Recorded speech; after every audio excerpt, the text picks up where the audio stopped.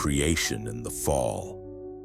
In the beginning, before time had even begun, God existed as the only being in existence. In a majestic act, he decided to create the heavens and the earth, opening up the whole of existence to a great work reflecting his sovereignty and incomparable creativity.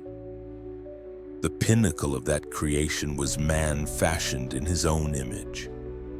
This unique being received the breath of life directly from God, becoming a living, conscious being endowed with free will. In the early days, peace reigned and man enjoyed divine intimacy with God in the Garden of Eden. However, even in that paradise, mankind faced its greatest challenge. Adam and Eve, the first humans, succumbed to the subtle temptation of the serpent. The forbidden fruit, offered with false promises, became the catalyst for the fall. Disobedience introduced sin into the world, irreversibly altering the relationship between God and his children. By biting into the forbidden fruit, Adam and Eve experienced the bitter reality of separation from God. Their actions not only led to their own spiritual downfall, but also left a legacy of sin on all of humanity. The original purity was replaced by the knowledge of good and evil. The Garden of Eden was left behind, guarded by birds. This foundational event is recorded in the Bible as an illustration of human frailty creation. And the fall is a story that echoes throughout the Bible, showing the urgent need for redemption and pointing toward the promise of a Savior who would restore the lost communion between God and humanity. The path of humanity since the fall of Adam and Eve in the Antediluvian period clearly reveals the complexity of human nature and God's relentless effort to restore life. The ancient world was full of intrigue and trials. Societies were formed in different ways. However, people's hearts gradually drifted away from morality and integrity, succumbing to temptation and straying from the path of righteousness. The book of Genesis takes us back to that time, when people, despite God's guidance, were immersed in moral degradation. Human relationships were filled with betrayal, greed, and a relentless pursuit of power. In Genesis chapter 6, from verse 1 onwards, we read that it happened when humans began to multiply on the earth and daughters, sons of God, were born to them. God saw that the daughters of humans were beautiful, and they took wives of their choice. Then the Lord said, "My spirit will not strive with man forever, for he is flesh. His days shall be 120 years. Well, some interpretations suggest that the sons of God here refer to the angels who overcame the natural order and combined with humans, producing a hybrid race described as giants, or according to some, Nephilim. This may have been the final straw that caused God to decide on the form of the flood. However, another interpretation is that chapter 6 must be understood in the context of chapters 4 and 5. Chapter 4 refers to the lineage of the ungodly Cain. Chapter 5 refers to the lineage of Adam's third son, who remained faithful to the Creator and are called the sons of God. The giants, according to the Night Bible translation, can actually be understood as fallen men or tyrants.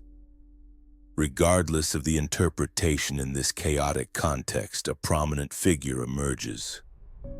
Noah, he is presented in the Bible as an exceptionally righteous and upright man who stands out in a society full of corruption. The fall and the righteous know ye. While moral decay was rampant in society, Noah, son of Lamech and grandson of Methuselah, remained righteous. In addition to his wife, Noah had 3 sons, Sam, Ham, and Japheth. Noah's inclusion in the biblical narrative is marked by several salient features that mark him as a special person. The book of Genesis describes him as righteous among his people and blameless among his generation. These descriptions ring out as a divine praise from God for Noah's integrity. making him a central figure in an age of moral decay. As the society around him sank into corrupt practices and drifted further and further away from God's ways, Noah remained faithful to him and lived a blameless life. In the face of the increasing sin and evil in pre-flood society, God in his justice and sovereignty decided to cleanse the earth with a great flood. The biblical story in Genesis reveals God's decision to intervene when the moral state of mankind reached alarming levels. And in that moment, God saw Noah and found in him a ray of righteousness and uprightness. The heavenly call to Noah was an act of grace and divine election. In his wisdom, God not only judged creation, but also gave an opportunity for preservation and restoration through Noah. The Bible records that Noah found favor in the eyes of Jehovah, indicating that his special relationship with God was a key factor in this choice. God gave no detailed instructions on the construction of the ark, the complexity and meticulousness of the project reflecting the seriousness of the divine plan. With firm faith, Noah accepted this great mission with absolute obedience and submission. According to Genesis chapter 6, the ark was 300 cubits long, 50 cubits wide, and 30 cubits high. A cubit is an ancient unit of measurement, about 45 centimeters today. Thus, the ark had dimensions equivalent to 137 min long, x 2 mimmers wide, x 13 minute high, or an area exceeding 43,000 sail. The Bible describes the ark as having 3 floors, a window for light, and separate compartments for each type of animal. In his omnipotence, God revealed to Noah the exact specifications. Every detail was clearly communicated, reflecting the careful preparation of heaven. The material and the layer of sugar were also important in the design to ensure the durability and preservation of the ark. Noah and his family worked tirelessly to complete the ark. The skepticism and ridicule from the surrounding society did not shake him, but instead made him more determined to obey God's call. It is not clear exactly how many years it took Noah to complete the ark, but according to Apocrypha Jeremiah chapter 5, it took him 5 years to complete a reasonable period of time. In parallel, his family had to prepare the crops and store enough food for a year for the whole family and the animals on the ark. An additional miracle occurred when the peaceful coexistence of different and often hostile animals was established in an extraordinary way. The Bible emphasizes not only the obedience of the animals to God's command, but also the harmony within the ark. This defies all natural laws and once again shows the mighty hand of God at work. The beginning of the flood is described as the opening of the windows of heaven and the pouring down of water from the sky without end. The Bible says that all the fountains of the great deep burst forth and the windows of heaven were opened. The rain and floods began to transform the familiar landscape into a strange one. It signaled a carpet of flowers that was about to engulf all of creation, from the plains to the mountains, from life to death. Noah and the post-flood covenant. On that journey, the Bible emphasized the universality of the flood. The Bible clearly stated that every highest mountain under the heavens was submerged.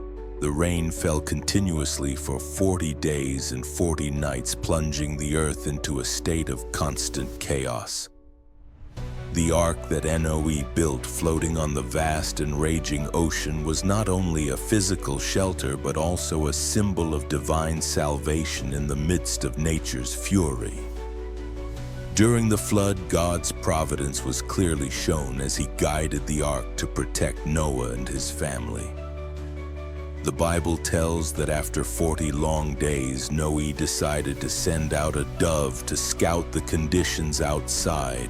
The dove, a symbol of peace and life flying over the raging waters, shows that the earth is not yet ready to receive life again. However, the story becomes more poignant when the dove returns with an olive branch in its net. Noah, recognizing this as a sign that the earth has recovered patiently, waits a little longer with gratitude before opening the door of the ark. The Bible emphasizes that Noah waited another 7 days before opening the door of the ark, showing his caution and wisdom in not wanting to act too soon when the earth is not yet fully stable. The covenant between God and Noah after the flood is the climax of the entire story, marking the transition from destruction to the promise of a new era. In the book of Genesis, after Noah and his family exit the ark, they witness a completely changed earth. In this post-disaster setting, Noah offers a sacrifice to God as an act of gratitude and worship. It is in this context that God in His mercy establishes a covenant with Noah, promising never again to destroy all life by law. The symbol of the rainbow is introduced as a key element in this covenant. God declares that the rainbow will be a visible sign of the promise, a permanent memory of the covenant between Him and all creation. The consequences of the great flood recounted in Genesis go far beyond the catastrophic event it describes, opening up changes in both the land and humanity. The waters recede to reveal a completely transformed landscape with previously submerged lands now exposed. The Bible also mentions the formation of mountains and valleys, indicating a geological restructuring due to the tremendous power of the flood. The consequences for humanity are also evident. The Bible describes Noah and his family as the sole survivors who became the ancestors of all humanity. After the flood, genealogies recorded after that event paint a picture of the peoples and nations that would come into being, depicting the diversity of humanity that came from Noah's family. Noah's 3 sons, Ham and Get, and their wives are considered the ancestors of the lineages that spread across the face of the earth. Each of these lines formed different ethnic groups and nations, contributing to the diversity of humanity. See Noah's blessing and given the responsibility of repopulating the area that would later be known as the Middle East. He is considered the ancestor of the Zemi peoples, including the Jews and the Arabs. Gafay was given the task of settling lands stretching from Europe to parts of Asia. In Genesis 9, chapter 27, it is written that God was asked to expand the territory of Ham, while he was assigned to repopulate the lands of Africa. The descendants of Ham are considered the ancestors of the peoples of Africa. The responsibility and disobedience of the descendants of Tram. The division of responsibilities is symbolized by Noah's blessing of his sons. Each was destined to play a role in the repopulation of the earth, contributing to the ethnic and cultural diversity that would come into being in later times. However, there was an incident of disobedience associated with the lineage of Ham.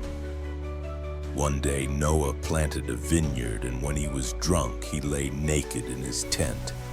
Ham, the youngest son, saw his father's nakedness, but instead of covering it up or keeping it a secret, he told his 2 older brothers, Sam and Jeth. In contrast to Ham, Shem and Jeth showed respect for their father. They retreated into the tent carrying a cloth to cover their father's body without looking at him. When Noah awoke and learned what had happened, he cursed the descendants of Ham while blessing the descendants of Shem and Phet.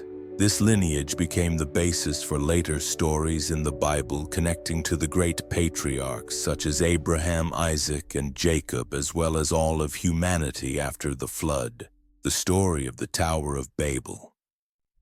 The story of the Tower of Babel is found in Genesis chapter 11, verse 19. The story takes place after the flood, when humanity began to multiply and spread across the earth. Although the Bible mentions the Tower of Babel, its exact location is unknown. Some theories suggest that it may have been in Mesopotamia, specifically ancient Babylon, or somewhere close by. Originally, all of humanity spoke the same language and shared an ambitious goal to build a city with a tower that reached to heaven. This tower, called the tripartite tower, symbolizes the power and achievement of man. Their main motive is clear: they wanted to show their power, make a name for themselves, and avoid being scattered across the earth. Since the story takes place after the flood of Noah, it is possible that the tower builders still harbored a fear of another great flood. They may have believed that building a tower that reached the sky was a way to protect themselves if the flood returned. This was linked to the desire for survival and preservation of the community, especially in the flood-prone area of the Tigris River. And yet this desire demonstrated a lack of faith and trust in God. As for the flood, he promised in Genesis 9:11 that I will establish my covenant with you, that no more living things will be destroyed by the waters of a flood, and that there will never again be a flood to destroy the earth. Another theory suggests that the tripartite tower may have been built as a military defense structure. In ancient Mesopotamia, city-states often faced the threat of invasion from neighboring tribes or pagan peoples.